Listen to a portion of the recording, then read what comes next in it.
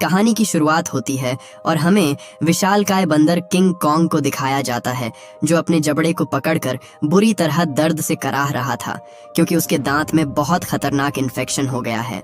उस एक दांत की वजह से किंग कॉन्ग को चबाने और शिकार करने में बहुत परेशानी आ रही थी, जिस कारण वो बहुत कमजोर हो जाता है।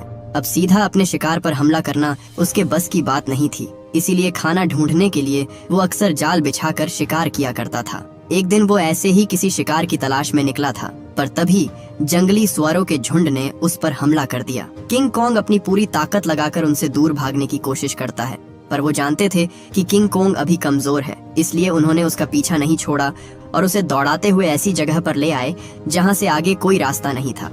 बचने का कोई और रास्ता नहीं है, ये सोचकर किंग कॉन्ग ने जोर से अपनी छाती पीटी और उन्हें लड़ने के लिए ललकारा। लेकिन जैसे ही उनकी झुंड का एक सुअर कॉन्ग की ओर झपट्टा मारने के लिए आगे बढ़ा, वो एक गहरे गड्ढे में गिर जाता है। असल में ये किंग कॉन्ग की सोची समझी चाल थी, जो उसने उन्हें पकड़ने के लिए बनाया था। इससे पहले उन जंगली सुअरों का झुंड कुछ समझ पाता, कॉन्ग ने एक भारी लकड़ी का लट्ठा एक रस्सी पर फेंका, जिससे ऊपर रखे पत्थर नीचे गिरने लगते हैं और वो सारे सुअर मारे गए। हालांकि उनमें से कुछ अभी भी जिंदा थे।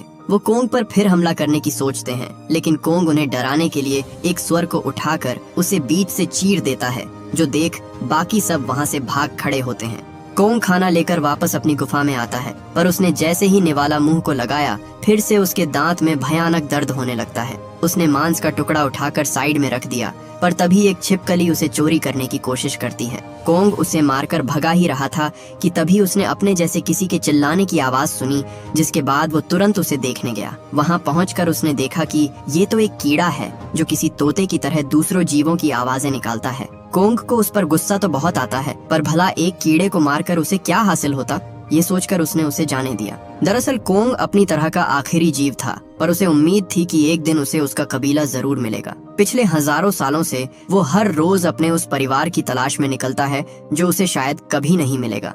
इसके बाद हमें इंसानों को दिखाया जाता है, जिन्हें पता चल गया था कि धरती के नीचे एक और दुनिया है जहाँ किंग कॉन्ग रहता है। जिस तरह कॉन्ग नीचे की दुनिया का राजा था, उसी तरह गॉडजिला भी ऊपर की दुनिया का राजा था। दोनों करोड़ों सालों से एक दूसरे के कट्टर दुश्मन थे, और जब इन दोनों के बीच लड़ाई होती थी, तबाही का मंजर देखने लायक होता था। हालांकि जब तक ये दोनों एक दूसरे के इलाके में कदम नहीं रखते, इंसानों को कोई खतरा नहीं था। गॉडजिला ज्यादातर टाइम सोता रहता था, पर अगर उसे पता चला कि कोई नीचे से ऊपर आया है, फिर वो उसे मारकर ही दम लेता था, फिर चाहे वो दुनिया के किसी भी कोने में क्यों ना हो। हम होलो अर्थ के एक क्रीचर को देखते हैं जो रोम में तबाही मचा रहा था। उसकी गंध से गॉडजिला की नींद टूट जाती है, जिसके बाद वो उसे खत्म करने के लिए रोम पहुंचता है। दोनों के बीच जबरदस्त लड़ाई होती है और गॉडजिला अपनी एटॉमिक ब्रेथ से उसके टुकड़े टुकड़े कर देता है। उस दिन उसने कई जानें बचाई, पर इस दौरान उसने बहुत नुकसान किया, जिससे दुनिया भर की सरकारें बिल्कुल भी खुश नहीं थीं। काम पूरा करने के बाद गॉडजिला इटली के फेमस कोलिसियम में ऐसे सो जाता है जैसे वो जगह उसी की जागीर हो, और अब वो फिर से तभी उठेगा जब कोई और नीचे से ऊपर आएगा। इसी बीच हम कॉन्ग को देखते हैं, जिसके दांत का दर्द बढ़ता ही जा रहा था, जिस वजह से वो न तो ठीक से खा पा रहा था और न शिकार कर पा रहा था। हालांकि मॉन्स्टर होने के बावजूद कॉन्ग की इंसानों से अच्छी बनती थी, इसलिए उसने उनसे मदद लेने की सोची। एक पोर्टल से होते हुए कॉन्ग वापस जमीन पर लौटता है और ऊपर आते ही वहीं लेट जाता है, क्योंकि वो बहुत ज्यादा दर्द में था। डॉक्टर आइलीन देखती है कि उसका एक दांत इन्फेक्शन की वजह से सड़ रहा है, जिसके बाद वो फौरन एक जानवरों के डॉक्टर को बुलाती है। डैन नाम का ये डेंटिस्ट पहले भी कॉन्ग का कई बार इलाज कर चुका था, पर कॉन्ग के खाई जैसे मुंह में जाने का सुनहरा मौका उसे पहली बार मिला था, जिसे वो ना नहीं कह पाता। इसके बाद डैन एक केबल की मदद से नीचे आया, और इससे पहले वो कॉन्ग की डकार की बदबू से बेहोश हो जाता, उसने फटाफट उसके इन्फेक्टेड दांत को स्टील वायर की मदद से कसकर बांध दिया। वो कॉन्ग को 100 लीटर एनेस्थीसिया के 3 डोज देते हैं, ताकि दांत उखाड़ते वक्त उसे जरा भी दर्द ना हो। इसके बाद डैन ने पूरी ताकत से उसके दांत को खींचा, जिससे वो कॉन्ग के जबड़ों से अलग हो गया। कॉन्ग फिर से शिकार कर सके, इसलिए डैन उसकी जगह एक टाइटेनियम का दांत लगा देता है, जो इतना मजबूत था कि अब कॉन्ग उससे लोहा भी चबा सकता था। डैन कहता है, इसकी चिंता मत करो, बस कुछ देर के लिए ये थोड़ा सुस्त रहेगा, फिर मस्त हो जाएगा।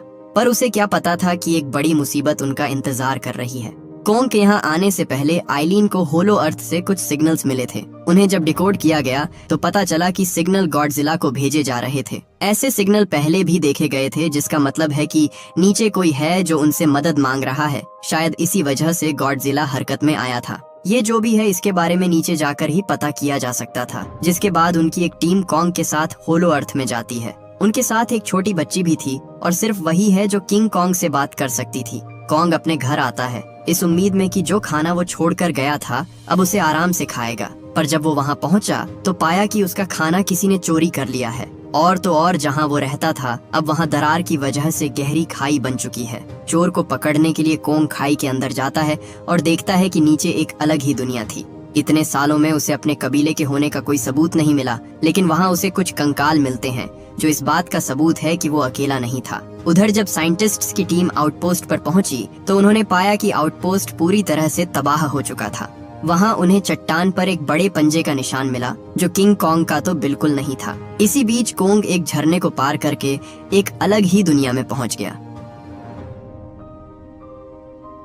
इसके बाद वो अपनी तेज तर्रार नाक से वहाँ की हवा का जायजा लेता है, पर तभी धुंध में उसने अपने से कई गुना बड़ी परछाई देखी। उसे खतरा समझकर कॉन्ग उससे लड़ने के लिए तैयार हो गया, पर जब कोहरा छटा तो उसने देखा कि ये तो एक 5 फुटिया बंदर है। हजारों सालों तक अकेला भटकने के बाद कॉन्ग को पहली बार अपने जैसा कोई मिला था, इसलिए वो उसे देखकर बहुत खुश होता है। पर उसने जैसे ही उसकी ओर हाथ बढ़ाया वो झबरीला बंदर उसे काट कर भाग गया। कॉन्ग उसका पीछा करने की सोचता है, पर जैसे ही वो आगे बढ़ा एक दूसरे बंदर ने उस पर हमला कर दिया। कॉन्ग को यकीन नहीं होता कि वो अपने जैसे किसी को देख रहा है। वो उनसे दोस्ती करना चाहता था, पर उन्होंने उसे धोखा दिया और 3-4 बंदर उस पर एक साथ टूट पड़े। वो उसका सर फोड़ने ही वाले थे, पर तभी कॉन्ग ने पास पड़ा पत्थर उठाया और उन पर हमला कर दिया। वो लड़ना नहीं चाहता था, पर उन बंदरों ने उसे लड़ने को मजबूर किया, जिसके बाद कॉन्ग ने ना आव देखा न ताव, बस उन्हें पीटने लगा। एक बंदर पीछे से उस पर हमला करता है, पर हाथापाई में उसका पैर फिसला और वो गहरी खाई में गिर गया। इसी तरह एक और फिसलता है, पर कॉन्ग ने उसका हाथ थाम लिया। वो उसे ऊपर खींचता है, पर बजाय कि उसका एहसान मानने के उसने कॉन्ग पर चाकू से हमला कर दिया, जिसके बाद कॉन्ग खुद उसे लात मारकर नीचे फेंक देता है। इसी बीच आखिरी बचे बंदर ने भागने की कोशिश की, पर कॉन्ग उसके सर पर पत्थर मारकर उसे भी बेहोश कर देता है। कॉन्ग उस जबरीले बंदर को पकड़ लेता है और उसे उसके कबीले के पास लेकर चलने को कहता है, लेकिन जब उसने मना किया तो कॉन्ग उस पर गुस्सा करता है। जबरीला ने उसे इशारा करके रास्ता बताया और कहा खुद ही चले जाओ, पर कॉन्ग चाहता था कि वो उसे वहां लेकर जाए। उधर साइंटिस्ट उस सिग्नल को फॉलो करते हुए एक जंगल में आते हैं, पर कुछ दूर चलते ही डैन को एहसास हुआ कि यहाँ कुछ तो गड़बड़ है। वो बोला, रुको, इस रास्ते से नहीं, हमें घूमकर जाना चाहिए, यहाँ कुछ ठीक नहीं है। लेकिन एक आदमी को वहाँ कुछ भी गलत नहीं लगा। वो डैन से बेवजह बहस करने लगता है, पर तभी एक पेड़ उसे जिंदा निगल गया, जो देख सब भाग खड़े होते हैं। उनके पास शोक मनाने का टाइम नहीं था, इसीलिए वो आगे बढ़ते हैं और कुछ दूर चलते ही उन्हें वहाँ इंसानी सभ्यता के निशान मिलते हैं जो हजारों साल पुराने थे। इसके बाद वो एक दीवार के पास आते हैं जिसे छूते ही वो जगमगाने लगी। अब आगे बढ़ने में उन्हें बहुत डर लग रहा था, पर उन्होंने किसी तरह हिम्मत जुटाई और उस दीवार को फाड़कर अंदर चले गए। वो एक एक कदम फूंक फूंक के आगे बढ़ रहे थे, लेकिन अंदर जाते ही कुछ आदिवासी कबीले वालों ने उन्हें बंदी बना लिया। वो उन्हें पकड़कर रानी के पास ले जाते हैं। ये इंसानी सभ्यता थी जो हजारों सालों से होलो अर्थ के अंदर बसी हुई थी। वहाँ उन्हें कुछ पोर्टल्स मिलते हैं, जिन्हें देखते ही आइलीन समझ गई कि ये धरती पर जाने वाले पोर्टल्स हैं। इनसे होकर वो पृथ्वी के किसी भी कोने में निकल सकते हैं। वो अपने दोस्तों को कबीले वालों की आंखों में देखने को कहती है, क्योंकि ये उन्हें यहाँ रेस्पेक्ट शो करने का तरीका था। एक छोटी गलती और उनके सर जमीन पर पड़े होते। वो उस लड़की को अपने साथ ले जाने लगते हैं, क्योंकि वो उन्हीं के कबीले की थी। रानी ने उसे छूकर उनके बारे में सब जान लिया और उसे पता चला कि ये अच्छे लोग हैं, जिसके बाद वो उन्हें छोड़ने को कहती है। डैन समझ गया कि ये लोग यहीं से वो मदद का सिग्नल भेजते हैं और गॉडजिला उन्हें सुन लेता है। आइलीन जब दीवारों पर बने चित्रों को पढ़ती है तो उसे पता चलता है कि हजारों साल पहले टाइटन्स और वानर इस दुनिया की हिफाजत करते थे, लेकिन एक दिन एक बंदर ने अमन को भंग कर दिया। एक ताकतवर और बेरहम जानवर जिस पर जमीन को फतेह पाने का जुनून सवार था। उसने अपने कबीले के साथ मिलकर गॉडजिला के खिलाफ जंग छेड़ दी, लेकिन गॉडजिला ने उसे रोकने के लिए उसे उसके कबीले समेत एक दूसरे आयाम में कैद कर दिया, लेकिन उसमें आज भी सतह तक पहुंचने की सनक है। उधर हम गॉडजिला को देखते हैं, जो एक पावर प्लांट को तोड़कर उसकी सारी रेडिएशन अपने अंदर सोख लेता है। हालांकि इतना उसके लिए काफी नहीं था, जिसके बाद वो और एनर्जी की तलाश में आगे बढ़ गया। वो खुद को किसी बड़े खतरे का सामना करने के लिए चार्ज कर रहा था और एनर्जी पाने के लिए वो एक टाइटन को मारना चाहता था, और अगर गॉडजिला ने उसे मार दिया तो वो सुपरचार्ज हो जाएगा। वहीं कॉन्ग उस जबरीले बंदर के साथ आगे बढ़ रहा था। जैसे ही वो एक नदी के पास आए, जबरीले को किसी चीज की गंध मिली जिससे वो एकदम से चौकन्ना हो गया। लेकिन कोंग इस जगह पर नया था, इसलिए वो खतरे को भांप नहीं पाता। जबरीला बंदर उसे कबीले में नहीं ले जाना चाहता था, इसलिए उसने चालाकी दिखाई और नदी में घुसकर पानी पीने का नाटक करने लगा। वो कोंग को भी नीचे आने को कहता है, पर उसके बदले मिजाज से कोंग को शक हो गया कि यहाँ कुछ तो गड़बड़ है। इससे पहले वो कुछ समझ पाता, अचानक एक विशालकाय मॉन्स्टर ने उस पर हमला कर दिया। कोंग और उसमें बहुत बड़ी झड़प होती है, लेकिन वो मॉन्स्टर उसे किसी अजगर की तरह लपेटकर कसकर जकड़ लेता है, जिससे कोंग बेअसर हो गया। जबरीला बंदर उससे पीछा छुड़ा के बहुत खुश था, पर तभी कोंग की कुल्हाड़ी उसके सामने आ गई और वो मुंह के बल गिर पड़ा। अगली चीज जो जबरीले के पास गिरी वो उस मॉन्स्टर का सर था, क्योंकि कोंग ने उसका गेम बजा दिया था। कोंग जबरीले से कहता है, चल अब आगे लेकर चल।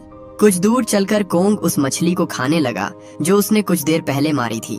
जबरीले को भी बहुत भूख लगी थी, पर कोंग से खाना मांगने में उसके पसीने छूट रहे थे। उसे इतना बिलबिलाया हुआ देखकर कोंग उसे अपने हिस्से से खाने को देता है, लेकिन जबरीला बंदर नखरे करने लगा, क्योंकि वो उस पर भरोसा नहीं कर पा रहा था। ये देख किंग कोंग गुस्सा हो गया और उसने मांस जमीन पर फेंक दिया, जैसे कह रहा हो, खाना है तो खा, वरना भाड़ में जा। भूख से बेहाल बंदर चुपचाप उस टुकड़े को उठाकर खाने लगता है और उसे समझ आ गया कि किंग कोंग उतना भी बुरा नहीं है जितना वो सोच रहा था। उधर गॉडजिला भी एनर्जी के स्रोत की तलाश में एक टाइटन की गुफा में पहुंच गया। गॉडजिला उस पर हमला कर देता है, जिसके बाद उन दोनों के बीच जबरदस्त लड़ाई हुई। टाइटन उसे बुरी तरह जकड़ लेता है, लेकिन इससे गॉडजिला को गुस्सा आ गया और उसने अपनी ऑटोमिक ब्रीथ का इस्तेमाल कर उस टाइटन के टुकड़े कर दिए। इसके बाद गॉडजिला एनर्जी सोखने के लिए उसकी गुफा में जाता है और फिर उसने इतनी एनर्जी सोखी कि उसका रंग बदलकर नीले से गुलाबी हो गया। वहीं होलो अर्थ में जबरीला बंदर कोंग को एक दहकते हुए ज्वालामुखी के पास ले गया। वो एक जानवर की हड्डी से बने हुए ब्रिज को पार कर खाई के दूसरी ओर आ जाते हैं, जहां कोंग ने अपने जैसे कई बंदरों को देखा। हजारों सालों तक अकेला रहने के बाद उन्हें देखकर खुशी होनी चाहिए थी, लेकिन खुशी तो छोड़ो, कोंग के चेहरे पर एक मुस्कान तक नहीं थी, क्योंकि उन बंदरों की हालत बहुत खराब थी। उन्हें कैदी की तरह रखकर जबरदस्ती काम करवाया जाता था और जो काम नहीं करता था उसे सजा मिलती थी। शायद इसीलिए वो छोटा बंदर कोंग को यहाँ नहीं लाना चाहता था। हम देखते हैं कि एक बंदर थकान के मारे पत्थर नीचे गिरा देता है, जिसके बाद गार्ड ने उसे बहुत पीटा। ये सब कोंग से देखा नहीं जाता और वो उसकी मदद करने की सोचता है, लेकिन वो ऐसा करता उससे पहले ही एक गार्ड बंदर उसके सामने आकर खड़ा हो गया और उस पर चिल्लाने लगा। उसे लगा ये करके कोंग उससे डर जाएगा, पर कोंग उससे तो क्या उसके बाप से भी नहीं डरता था। उसने एक घूंसा मारकर उसके चारों खाने चित्त कर दिए। इसके बाद कोंग उस बूढ़े बंदर की ओर हाथ बढ़ाकर उठने में उसकी मदद करता है, जो देख बाकी सब खौफ में आ गए। जबरीला बंदर को कोंग के लिए डर लगने लगा, क्योंकि ऐसा करके उसने स्कार किंग को ललकारा था। जब स्कार को इसके बारे में पता चला तो वो अपनी गुफा से बाहर निकलता है और देखता है किसमें इतनी हिम्मत हुई कि वो मेरे खिलाफ खड़ा हुआ। स्कार किंग ने जैसे ही जमीन पर अपने पैर रखे, उसके खौफ से सारे बंदर नीचे झुक जाते हैं, लेकिन मजाल है कि किंग कोंग किसी के लिए 1 इंच भी हिले। उसकी आंखों में इस संतरी बंदर का कोई खौफ नहीं था, जो देख स्कार किंग को बड़ा ताज्जुब होता है। उसने किंग कोंग के मुंह में हाथ डाला और देखा कि उसका एक दांत टूटा हुआ है। वो समझ गया कि ये उनकी बस्ती का नहीं है, जिसके बाद वो जोर जोर से हंसने लगा। उसे हंसता देख बाकी बंदरों को भी जबरदस्ती हंसना पड़ता है, क्योंकि अगर वो नहीं हंसे तो स्कार किंग उन्हें मार डालेगा। उसने देखा कि वो जबरीला बंदर ठीक से नहीं हंस रहा है, जिसके बाद वो उसे मारने के लिए आगे बढ़ा, लेकिन तभी उसके पिता उन्हें बच्चे पर रहम खाने को कहते हैं। स्कार किंग उसे तो छोड़ देता है, लेकिन उसने उसके पिता को दहकते लावे में फेंककर मार डाला। ये देख किंग कोंग को उस पर गुस्सा आ जाता है, पर स्कार किंग ने अपना हथियार निकाला और उस पर हमला कर दिया। हड्डियों से बनी उसकी मजबूत जंजीर में एक धारदार क्रिस्टल लगा हुआ था, जो इतना नुकीला था कि उससे किंग कोंग का हाथ कट जाता है। कोंग ने भी लड़ने के लिए कुल्हाड़ी निकाली, पर स्कार उसे नीचे गिरा देता है।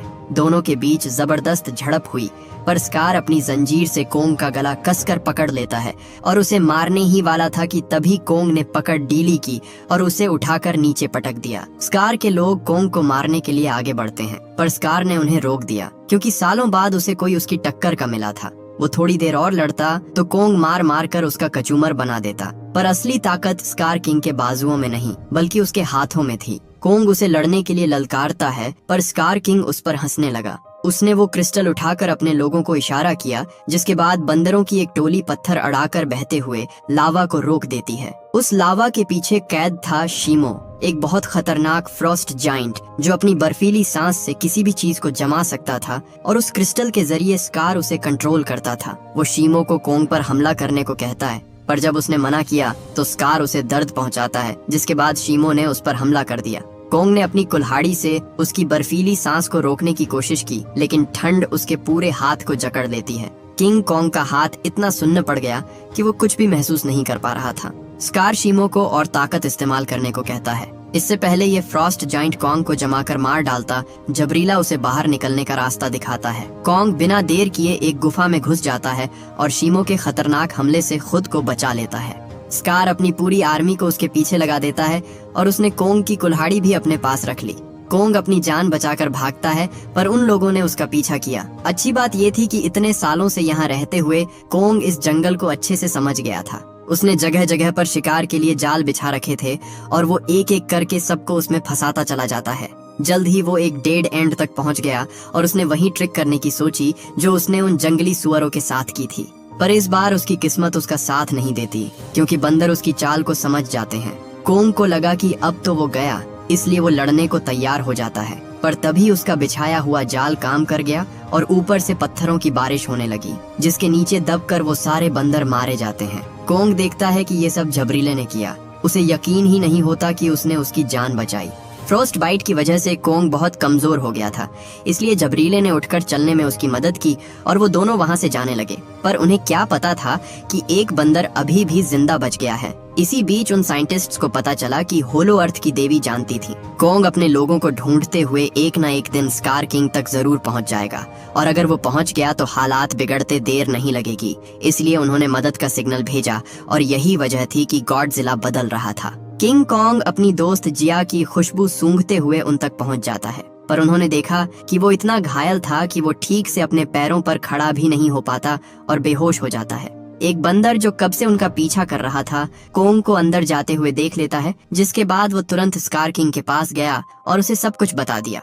स्कार, जो बरसों से बस इसी दिन के इंतजार में बैठा था, उसने अपनी पूरी आर्मी को हमले के लिए तैयार किया और उस पवित्र फ्रॉस्ट जाइंट को किसी खच्चर की तरह अपनी सवारी बनाकर उनकी ओर बढ़ने लगा। डैन देखता है कि फ्रॉस्ट बाइट की वजह से कोंग के हाथ की नर्व बुरी तरह डैमेज हो गई है। कंडीशन इतनी खराब थी कि वो इस हाथ के साथ वो स्कार किंग से तो क्या, उसके मामूली बंदरों से भी नहीं लड़ सकता था। हालांकि डैन के पास इसका एक सॉल्यूशन था। साइंटिस्ट पहले से जानते थे कि दुनिया में कई ऐसे खतरे हैं जिनका सामना खुद कोंग तक नहीं कर सकता, इसलिए उन्होंने उसके लिए एक एक्सोस्केलेटन सूट बनाया था। डैन जल्दी से आउटपोस्ट जाकर उस सूट को अपनी शिप में लोड करता है और उसे यहाँ ले आता है। किंग कॉन्ग के घाव को पहचानते ही वो सूट खुद ब खुद उसके हाथ से चिपक गया। उसमें लगी दवाओं ने कोंग पर अपना असर दिखाया, जिससे कोंग फिर से होश में आ जाता है। मेटल आर्म एक्टिवेट होते ही कोंग फिर से उठ खड़ा हुआ। डैन कहता है अब या तो उसे ये पसंद आएगा या वो इसे उखाड़ फेंकेगा, पर कोंग को वो मेटल आर्म बहुत पसंद आता है। जल्द ही जबरीला उनके पास आया और बताया कि स्कार किंग इसी ओर आ रहा है। जिया कोंग से कहती है कि हम ये लड़ाई अकेले नहीं जीत सकते, हमें गॉडजिला से मदद लेनी होगी। कोंग उसकी बात समझ गया, पर दिक्कत ये थी कि गॉडजिला यहाँ कभी नहीं आएगा जब तक कोंग उसे खुद यहाँ न लाए। ये इतना आसान नहीं होने वाला था, क्योंकि अगर कोंग उसके इलाके में घुसा तो जंग छिड़ जाएगी।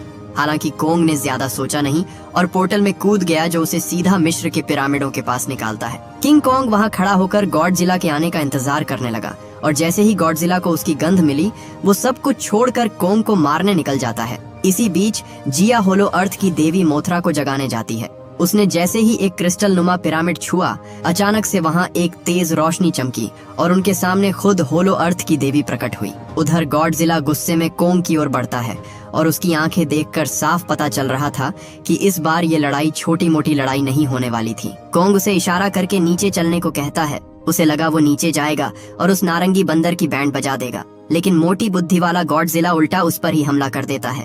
कोंग उसे रोकने के लिए उसकी आंख में रेत डाल देता है, पर इससे गॉडजिला को और गुस्सा आ गया, जिसके बाद वो कोंग को उठाकर पटक देता है।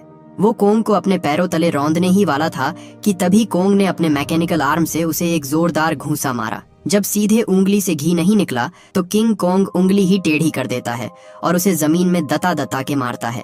इसके बाद कोंग ने उसकी पूंछ पकड़ी और उसे घसीट कर पोर्टल में जाने लगा। पर गॉडजिला ने न कभी हार मानी थी और न कभी हार मानता। वो दोबारा से खुद को चार्ज कर लेता है, जिसके बाद उसने कोंग पर अपनी एटॉमिक ब्रीथ से हमला कर दिया।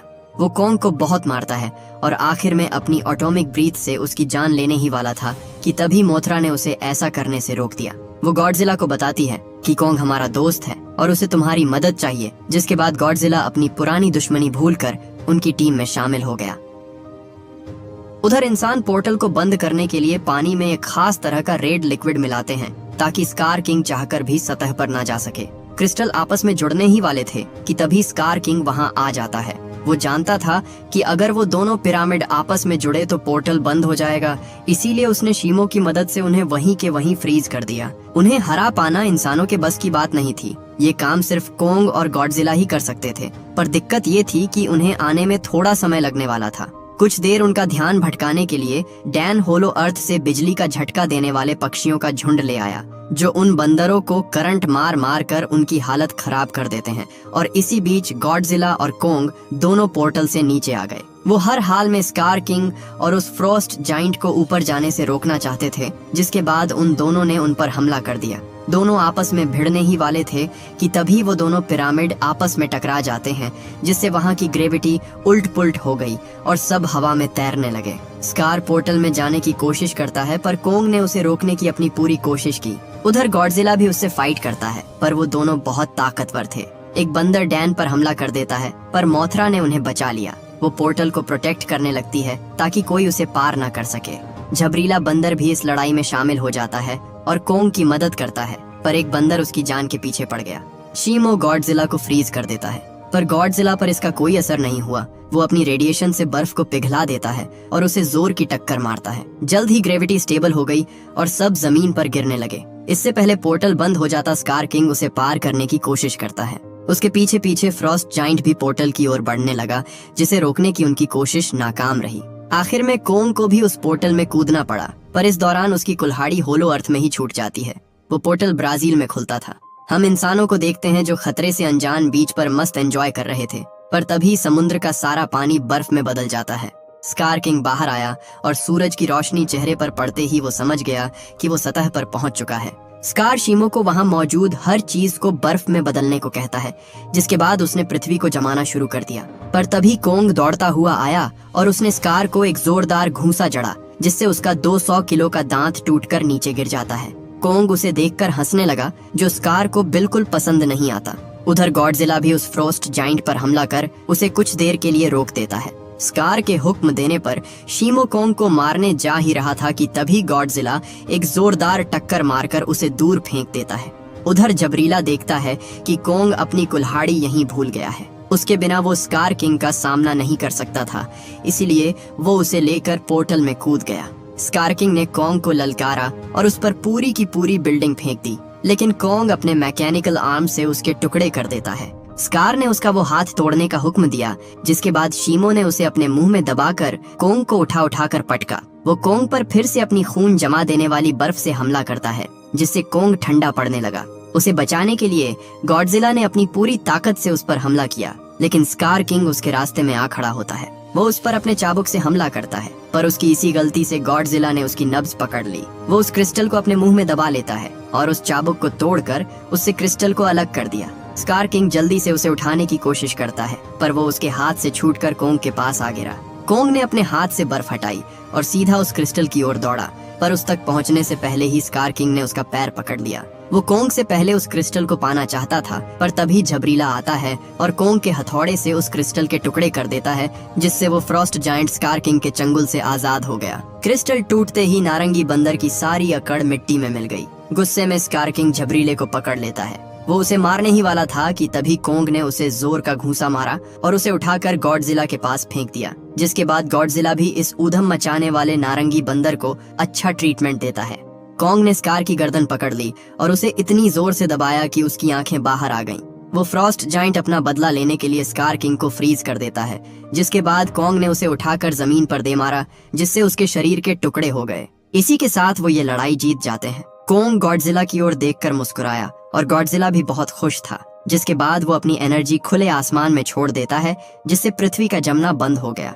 उधर मोथरा होलो अर्थ में हुए सारे नुकसान को फिर से ठीक कर देती है, जिससे वहाँ की खुशहाली फिर से लौट आई। पूरी दुनिया को बचाने के बाद गॉडजिला का काम खत्म हो चुका था। जिसके बाद वो फिर से कोलोसियम में लौटता है और चैन की नींद सो जाता है। किंग कॉन्ग जबरीले और फ्रोस्ट जाइंट के साथ स्कार किंग के ठिकाने पर वापस लौटता है और ऐलान करता है कि उसने स्कार को मार दिया है, अब से सब आजाद हैं। ये सुनते ही सभी की आंखें खुशी के मारे नम हो जाती हैं, क्योंकि उन्होंने सालों से सिर्फ गुलामी ही देखी थी। उन्होंने किंग कॉन्ग को अपना नया राजा स्वीकार किया और इसी के साथ ये मूवी यहीं खत्म हो जाती है। उम्मीद करता हूँ कि ये कहानी आपको पसंद आई होगी।